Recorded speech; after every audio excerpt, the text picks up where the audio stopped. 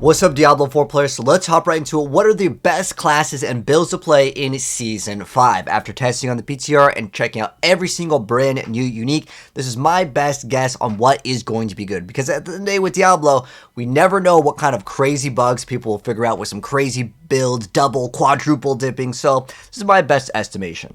I want to start off the video by going over the classes. Specifically going over, are they going to be viable enough to have some sort of a build that will be able to engage in all the new content and do hit 100, as that's a good, relatively good benchmark for your average player. So with Rogue, there are tons of different builds. You can play pretty much any core skill and it will be really, really good. There is no doubt in my mind that you couldn't just take a Rogue and just be like, this is my favorite core skill, and absolutely obliterate content with the brand new Umba Crux unique item. With Barbarian, they are receiving a bunch of nerfs, but keep in mind, this is one of the best classes in the game. Their damage was like tenfold of the other classes. And while we are getting some nerfs to the Barbarian, they are also nerfing the game in general. The bosses used to have 30,000% bonus HP towards the end of the game, and they're changing the bosses to have 6,000. So even though you might be thinking, oh, you know, Barb might be bad now, well, they were so high above everything else that this kind of brings them down a little bit. We have some brand new toys like the Shard of Varethel with the bonus on that sword, giving us a huge amount of bonus damage, 200x, which we used to have a good temper, but there is some other nice changes because there's a bunch of just extra bonus damages that you're going to be getting, whether it's with like Magnum Opus to really run in a lot of different builds. Barb will still probably be a very strong build, and there are going to be definitely some builds that are better than others, but Flay was already miles ahead of other classes in terms of doing bossing anyways, which is kind of the hard area in terms of like pushing content. And I wanted this area here to be mainly focusing in on the viability to do all the new content and pit 100. And you can just run a bash barb. They are nerfing the bleed barb heavily, but Flay is still just crazy good. And as far as Necromancer goes, they really only have one build that I want to say is really good. It's kind of like two builds. It's like some sort of variant of Bone, whether that's Bone Splinters or Bone Spirit. Now, Bone Spirit is getting some buffs, but Bone Spirit is the thing that does this massive amount of damage. You can make it hit twice. It does crazy damage. Now, I'm going to admit, it's not the easiest thing to play, but it is definitely the S-tier Necromancer build going into Season 5. Now, next up, what does Druid have? Druid was actually pretty good already with, let's say, Pulverizer doing pretty good damage. We are also getting a double damage to the boulder, but I was going to reserve that for like a maybe it will be good. And the reason why is the boulder has a problem with actually just working properly. They've said they fixed it multiple times, so hopefully, fingers crossed, this is the season for the boulder Druid. But even if we don't consider that a viable option, the Landslide Druid actually has a lot more damage. We're getting ranks to Landslide, we're getting a good amount of crit on it, and on top of that, we have a chance for the Landslide to activate twice, which is already one of the top tier builds. We also have another S tier Druid build, like really good. Again, pit 100 and most of the new content, you're going to be good to go. With the Sorceress, there are some newer, nicer buffs with, let's say, Frozen Orb, as well as being able to access Chain Lightning, which I think is one of the best things in the game. You're going to have to battle this, like, thing with the mana, but if you can get that good, I think that this build, as well as a few other ones, we're going to be very, very strong, even a Fireball being incredibly powerful. The main problem Sorceress has always really had with the bosses, especially just even getting to pit 100, which is kind of what I wanted to start off the video with, they simply lack the boss damage. And if they bring the boss from 30,000% bonus HP to 6,000, well, the Sorc just becomes really good because Sorc can clear out trash very, very, very, very fast, especially with Fireball getting a massive amount of buffs. So you can see, if you want to do the new content, this is kind of the tier list. Now, it doesn't really explain too much, so we're going to hop into the second part of the tier list, which is the skills. This is kind of what you guys maybe were wanting, but I wanted to start off the video by saying don't get discouraged by thinking, oh, well, my class doesn't have an S tier build to do the new content. Every single build will be able to handle the new content and be able to do about pit 100. Now, we haven't seen and no one has played the brand new update to the new Infernal Hordes, but my guess is it's going to be toned down significantly, so all players can be able to access it. But there's no new forms of power that you're getting from the season by going into the Infernal Hordes mode, because all the power really comes down to really tempering, and the higher in the pit that you go, the faster it gets, but at the end of the day, you will eventually achieve that. So for starters, let's go ahead and look at the best builds, and then we'll go kind of slowly go down, because people mostly want to know what's the best build, man. So the first two over here are going to be like some variant of, let's say, either Doombringers and or Andariels. There's a lot of massive buffs. Now, they showed off a few different numbers, and it's really hard to gauge how much these numbers actually are by looking at the, like, showcase when they showed off the newer updates, because Andariels is already very good. Doombringer was actually really good. There was already a Doombringer build where you don't even need to play Andariels. You just rely off of that damage because it actually has a higher proc chance than Andariels. And it gives you a lot more HP as well, so you're like way more tankier if you decide to play Doombringer. And Rogue is so incredibly good because there's a brand new update to the Fists of Fate, which means all lucky hit builds just go through the roof. And the build that really benefited the most off it was Rogue. So these two items here are kind of going to be any sort of like lucky hit variant of a build. You can even run like Azure Wrath. That was another option that we messed around with, and it's quite good. Most people will probably end up playing Umbra Crux and some variants of all the core skills. You can see over here on the S tier, we have all of the Rogue core skills with exception of Twisting Blades. Twisting Blades I put on A tier. So these two in the pink here, these are all S tier. It's just that like I didn't want to squish the thing by making it extra long. So there's two little sections here on the S tier. There's a lot of S tier builds. You can see if I was to play Rogue, I'd play anything. And Twisting Blades isn't bad. The main problem with Twisting Blades though is that if you run into Wind Wall or like Suppressor, it just simply doesn't function. But all the core skills, crazy amounts of damage.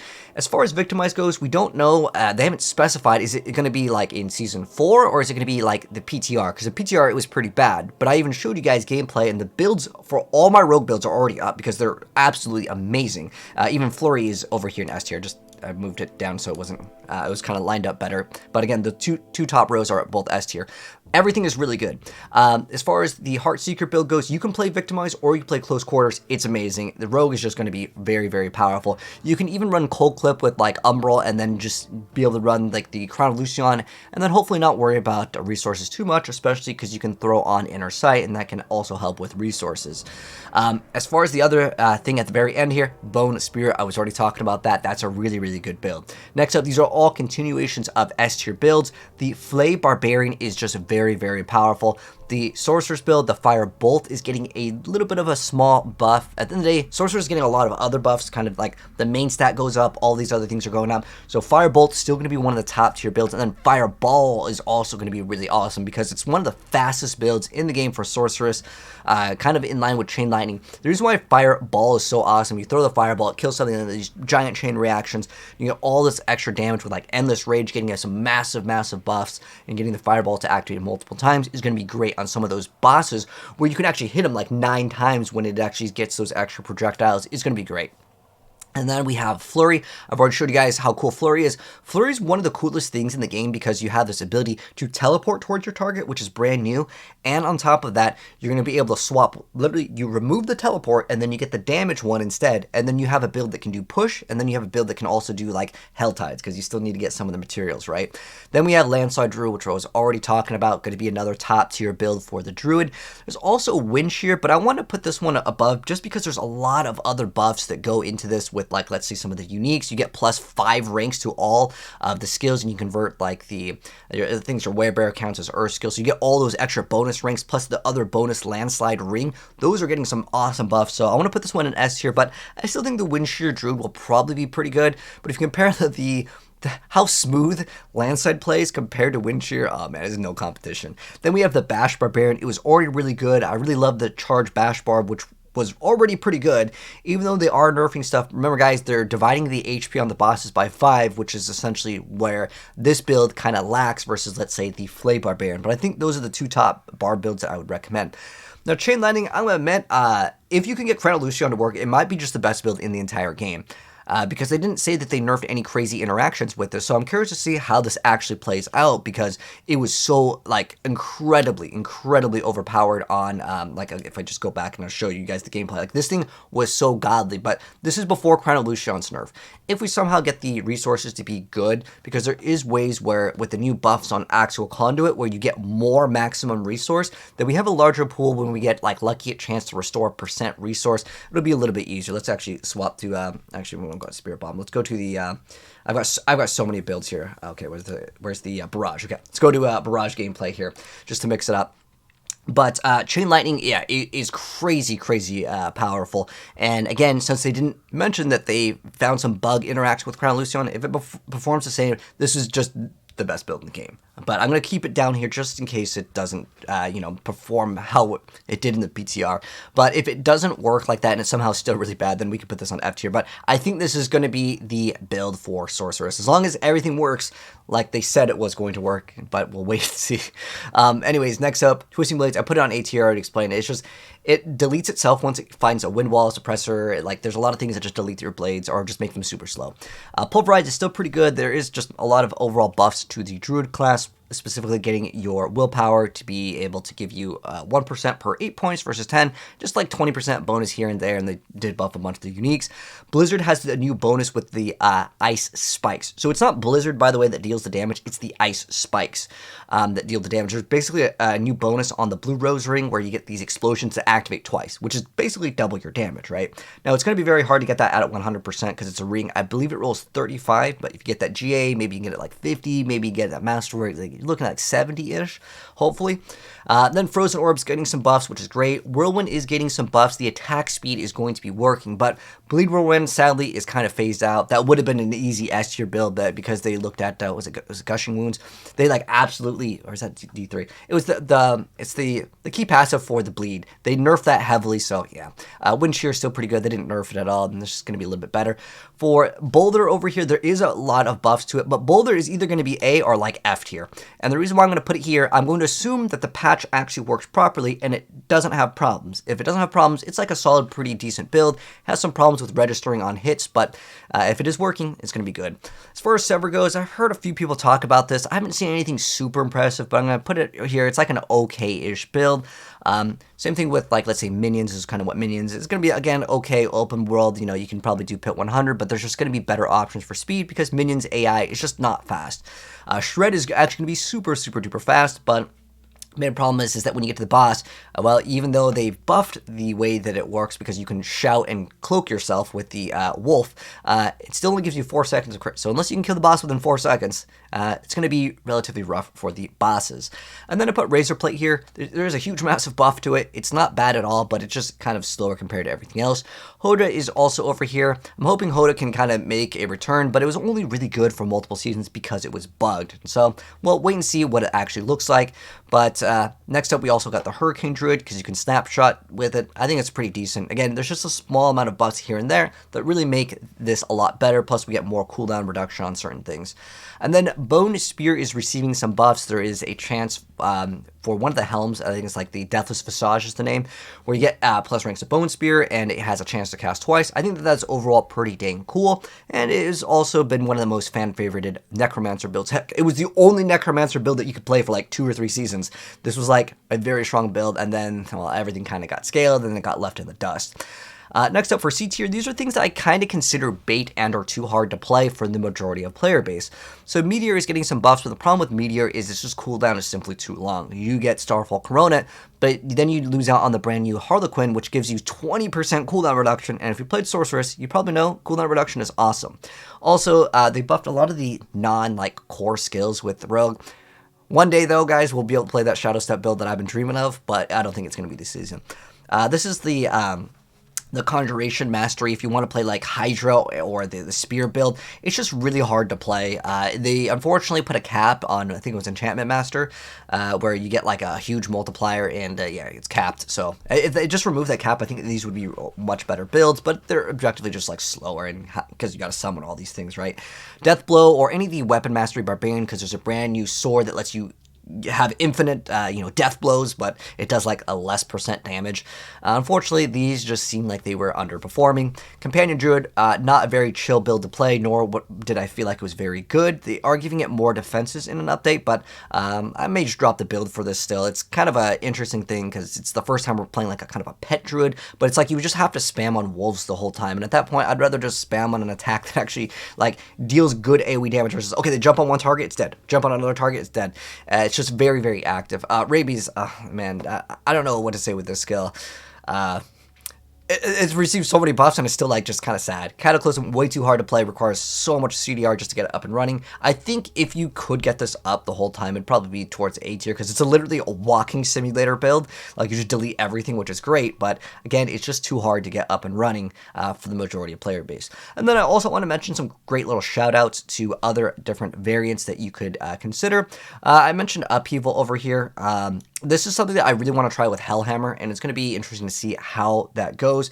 This is kind of mentioning Shred. I think Shred may have a lot of potential too. It's basically like the Howl that gives you the re-stealth that has a lot of potential to be really, really fast for a lot of content. But at the end of the day, the bossing is going to be yet to be seen, because if we have the bosses go from 30,000 to 6,000, we may be able to kill them in 4 seconds, and then at this point, because, you know, no one's tested the brand new Wax and Gibbous because no one had access to it on the PTR, this could maybe be moved up into the A or S tier. So I wanted to kind of give a little bit of a bonus here to a Shred. There is some sort of blood variance with Necromancer. Again, this is something that no one's really tested because it wasn't mentioned. Well, on the PTR, we didn't have these updates where, like, all the blood skills and, heck, most of the Necromancer skills just got, like, double lucky hit everywhere, and they got increased damage, and, like, there's brand new updates to the uniques. A lot of the stuff is untested, so I put these over here. They have some potential, so keep your eyes out for that. There's also, like, a Shadow build where you can convert into Blood Mist and then kind of walk around leaving these Shadow pools, and then you can deal some good damage. So we'll wait and see if that's good. There's also the Rain of Arrows Hakan build, which can give you some massive damage, and it also applies your Arrow Storms. Again, this is something that we didn't get to test because it wasn't out when we tested PTR, but hopefully that could finally be a really cool build. There's also a massive buff to the Eyes in the Dark. I think it goes 150x damage, which is like almost all your aspects, which is finally huge. And I'm wondering if finally is it going to be time to run that item that has been memes for so long. And so this is something that I will definitely test out for you guys, and we'll see if this and Hakan are any good. And then this is supposed to represent the Lightning Novas with Essadors, as well as the Crackling Energy. I've tried Crackling Energy like so many seasons, and every single time it's a big disappointment. But this time, they're like, here's 500% like damage, here's 300% damage. I still want to consider this thing bad, but I'm going to at least say that there is some potential maybe that someone can figure out a build with it. So those are the other things that, you know, you can kind of look out for. And then lastly, I have another section over here for another tier list. I know, this is like 3 tier lists in one. So this is my recommendation. I always get asked, Slayer, what do I recommend to play in this season? So if you played last season, this tier list is not the same as this one. This is for, like, okay, most people, there's an S tier build for every single class. I already showed you guys what I think is going to be the best builds for the class. So every single class can actually have like some really good build for Pit 100 and do all the new content. So it's not like, oh, this class is so bad it's unable to complete the new content, right? But this tier list is going to be mainly oriented around fun, where this tier list is like, how high can you kind of push / do content fast enough, because speed definitely matters in Diablo when you're like masterworking. Most people don't really care about, like, I want to hit a Pit 150. Most people, they hit about 100 and it's fine. Like I used to do a lot of Diablo 3, uploading GR 150 builds, and there's hardly anyone interested in really watching those. It's mostly like, oh, how fast does it clear stuff out, right? So this is my recommendations for most people. And the reason why is because these classes have some new toys that are really fun, like the Umbra Crux, the brand new dagger that allows you to summon these totems is so dang fun to play around with, and I really like it with Rogue, and almost all the Rogue core skills are going to be viable. With the Sorceress, we do have a few new toys. The Vox, it's a new staff. It's actually pretty bad, but the thing that makes Sorceress really good is we have Fire Ball, which is incredibly fun to play, and on top of that, Frozen Orbs getting a buff. We have a lot more things to kind of mess around with and play, so like I consider these classes a lot more fun. Plus Sorceress, a lot of different multipliers are going to add up, so there's a lot more viability for other builds to potentially emerge that are kind of newer and more fun to play. With Necromancer, you have a lot of the bone as well as the blood stuff. Those all got buffs, so that's going to be cool to play around with. With Druid, we also have Shred, which is going to be very, very fun, and then we have the new like 100% X bonus damage with the Cataclysm, the new ring, and I think that and that also gives you infinite energy. So there's a little bit more play with, like, okay, cool, theory crafting, and like what I consider fun in Diablo is always building lots of different builds out of these characters. Whereas I look at Barbarian, I'm like, okay, well, we have the Iron Maelstrom Barbarian. That's a new like toy. It's kind of bad. Then we have the new sword that gives your like overpower or rupture infinite cast, but that was also pretty bad. So Barbarian, unless you didn't play last season. If you didn't play last season Barbarian, okay, I could recommend it. But I really couldn't recommend the class because everything that is good is the same stuff as the previous season. So as far as fun goes, this is kind of where I would put the tier list in terms of my recommendations for people that played last season and maybe had some fun. They're like, okay, I want to maybe play a different class. I think that these classes, you'll get more builds than Barbarian at the end of the day. Again, there is Hoda. There is technically also the Upheaval with the Hellhammer. That could be a really cool DPS build. But again, most of the stuff that seems to be top tier is going to be the same. But that's going to wrap things up. If you guys want to check the pin, I have all the rogue builds up. The other builds, I'll slowly start to release them. But this is going to be the start of it. We'll have to wait and see if there's some crazy OP broken new things that come out. And if there is, guys, stay subscribed, or subscribe if you are new here also, and we'll be dropping the build guides for the new broken OP quadruple double dipping damage things, because it's inevitable that Diablo will have some sort of OP builds, but I think it's fun. It lets us see how hard we can push the game. But anyways, take care, and I'll catch you guys in the next video, but check the pin for some of the builds, as you might see something you like.